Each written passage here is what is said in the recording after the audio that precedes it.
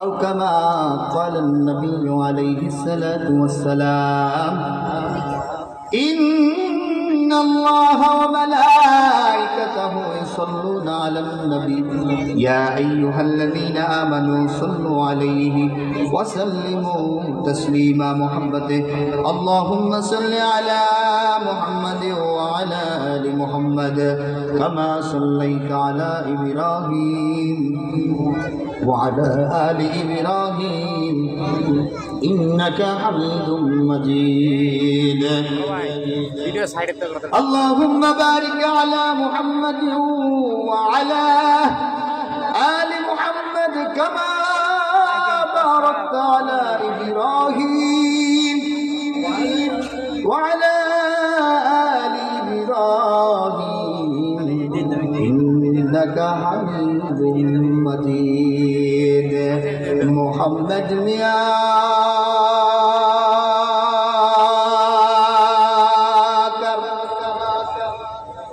कुफ्र को मिटाया सदाकत बता बलगल उला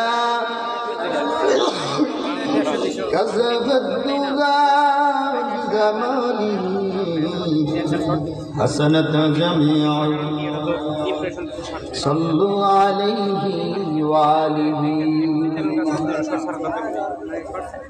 मरहुम আব্দুল করিম মিয়ার স্মৃতি স্মরণে প্রথম বার্ষিক ওয়াজ মাহফিল এটা আমাদের জন্য একটা আনন্দের বিষয় এবং গৌরবের বিষয়। কি বলেন, কথা ঠিক কিনা?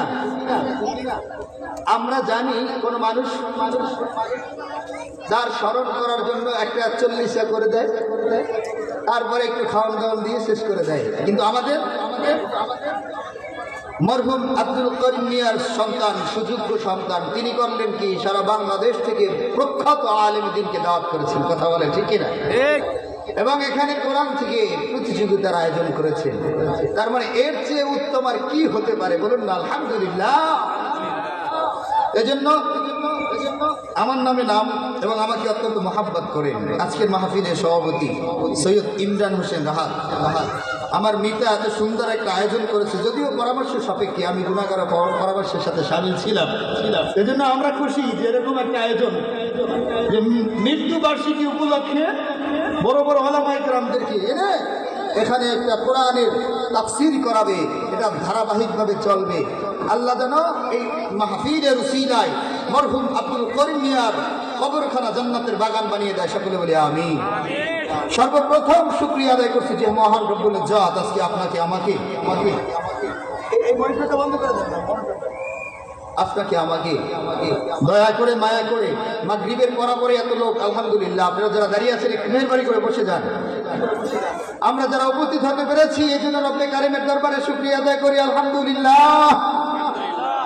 আর একবার বলি আলহামদুলিল্লাহ যে মহান রব্বে কারিম আপনাকে আমাকে বিশ্ব নবী, মহানবী, শ্রেষ্ঠ নবী, আখিরি নবী, আকায়ে নামদার তাজদারে মদিনা মুহাম্মদ মুস্তাফা আহমদ মুস্তাফা সাল্লাল্লাহু আলাইহি ওয়াসাল্লামের উম্মত হওয়ার তৌফিক দান করেছেন। এজন্য আমরা খুশি না বেজার। খুশির শব্দ আসতে হয় না, জোরে হয়, জোরে বলি আলহামদুলিল্লাহ। সম্মানিত উপস্থিতি, আমি পবিত্র কালামে পাক থেকে যে আয়াতে কারিমা তেলাওয়াত করেছি, অল্প সময়ের ভিতরে যেতে হবে অনেক দূর। আল্লাহ সুবহানাহু ওয়া তাআলা আমি গুনাহগারকে দ্বীনের খাদিম হিসেবে এখানে কবুল করেছি। আপনারা সবাই আল্লাহর গোলাম হয়ে এসেছেন। আমি আল্লাহর গোলাম, দ্বীনের খাদিম হয়ে আপনাদের মধ্যে যে কোরআনের বাণীটা পৌঁছে দিব, সেই বাণীটার শাব্দিক অর্থ হলো, হে ঈমানদারেরা, তোমরা কি করো? ঈমান আনার পর তোমরা সৎ কাজ করবা, তাকওয়া অর্জন করবা, আমি আল্লাহকে ভয় করবা, ওয়াকুনু মা'আস সাদিকিন, এবং সত্যবাদীদের সঙ্গী হইবা। সুবহানাল্লাহ।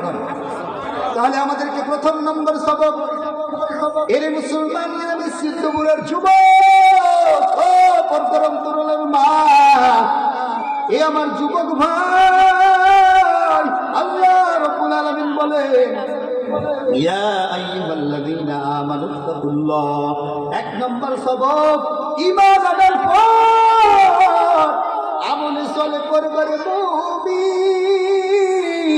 দাঁড়ায় থাকলে হবে না রে যুবক, বসতে হবে। যদিও মনে মনে ভাবতেছেন হুজুর আপনি আলোচনা করেন এই সময়, আল্লাহর শুকরিয়া আমি ছোট্ট মানুষ, প্রান্ত থেকে ওই প্রান্ত, ফিতনা থেকে তেতুলিয়া, মুসলমান থেকে পাথুরিয়া, আল্লাহ আমাকে মসজিদ থেকে মানি।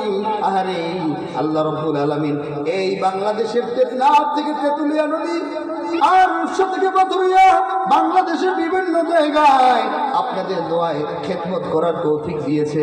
এখানে যেহেতু আমরা নিজেরাই আয়োজক, কথা বলেন ঠিক কিনা, আয়োজক হিসেবে মাগরিবের পরে কেন আসরের পরেও যদি আমি ইমরান বিপ্লবী কথা বলি কোনো সমস্যা নাই, কারণ আমি যেই জায়গায় আমার বাসা, আমি যেহেতু আয়োজক, আমি মেজবান হলে চলবে না, ঠিক কিনা? আয়োজকের তো মেহমানদের সেবা করা দরকার। আজকের মাহফিলে আপনারা মেহমান, দূর থেকে যে সমস্ত বক্তারা আসবে তারা আমাদের মেহমান। এই জন্য আজকে আপনাদের মাঝে আমি মাগরিবের পরেই কথা বলতেছি। তারপরেও আপনারা ভালোবেসে যেহেতু এত লোক হয়েছে, আমি অনুরোধ করবো ভাই কেউ দাঁড়িয়ে থাকবেন না, একটু মেহেরবানি করে বসেন, একটু জিকির করে লা ইলাহা। জ্ঞানী যারা ভাই দাঁড়িয়ে না থাকে একটু বসে দেয়, একটু ভাই জুতা খুলে একটু বসে দেয়, লা ইলাহা ইল্লাল্লাহ, লা ইলাহা। আলহামদুলিল্লাহ, অনেক যুবক ভাই বসে গেছে, আল্লাহ কবুল করুন, বলুন আমিন।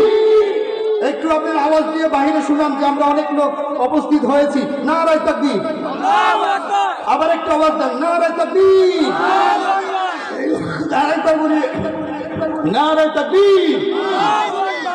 আমি বাংলাদেশের প্রত্যন্ত অঞ্চলে সঙ্গীত দিয়ে বয়ান শুরু করি, আপনাদের মাঝেও সঙ্গীত দিয়ে শুরু করতে চাই। রাজি আছেন ইনশাআল্লাহ? আমাদের পরকালে চলে যেতে হবে। অতএব আমি যে আয়াতে কারিমা তেলাওয়াত করেছি এর শাব্দিক অর্থ এবং পারিভাষিক অর্থ ব্যাখ্যা করতে গেলে এই মরমী সঙ্গীত আমাদের বুঝতে হবে ইনশাআল্লাহ।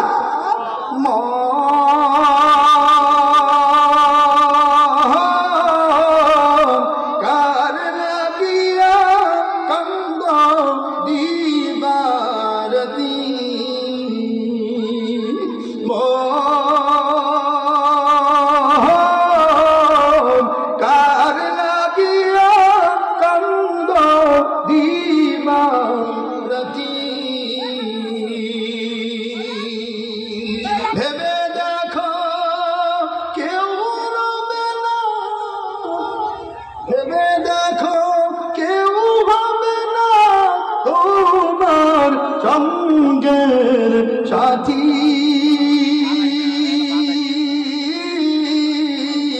কার লাগিয়া কান্দ দিবারাতি,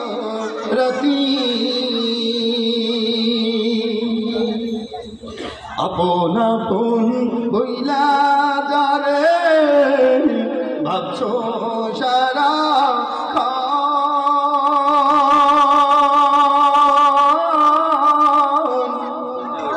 আসলে যে কেউ নয় তার, কেউ নয় রে আপন, আপন আপন বইলা যারে ভাবছো সারা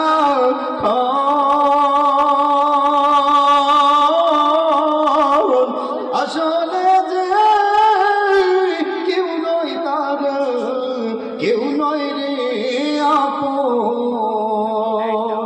তোমার কি বারাপন অনন্তকাল,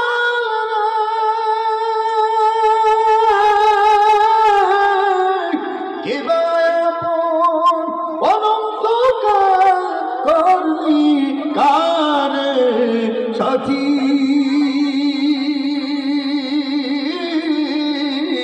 কার লাগিয়া কান্দ দিবারাতি,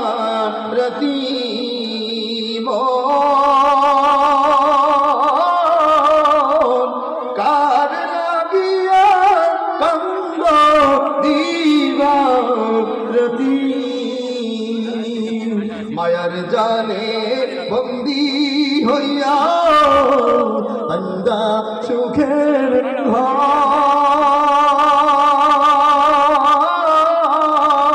পরকে লইয়া করছো আসর, আপন কইরা পর, মায়ার জালে বন্দী হইয়া বান্দা সুখের ঘর,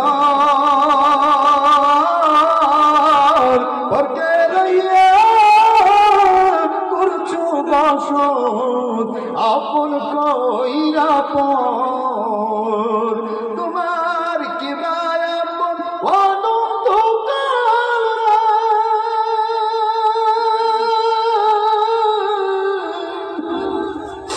কে বায়াপন অনন্তকাল করলি কারে সাথী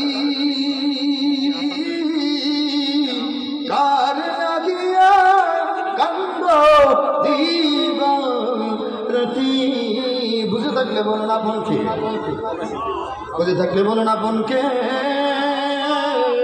ও নিশ্চিন্ত বুরুদ যুবক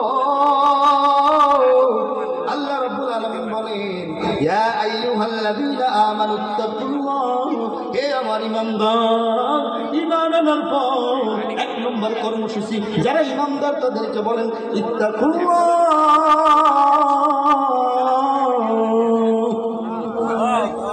ঈমানদার যারা ঈমান আনার পর ভয় করবে কাকে কাকে আওয়াজ দিয়ে বলেন ভয় করবে কাকে আল্লাহ রাব্বুল আলামিন বলেন ঈমানদার ঈমান আনার পর আমি আল্লাহকে ভয় করব মুমিন ওয়া কুনু মা'আস সাদিকিন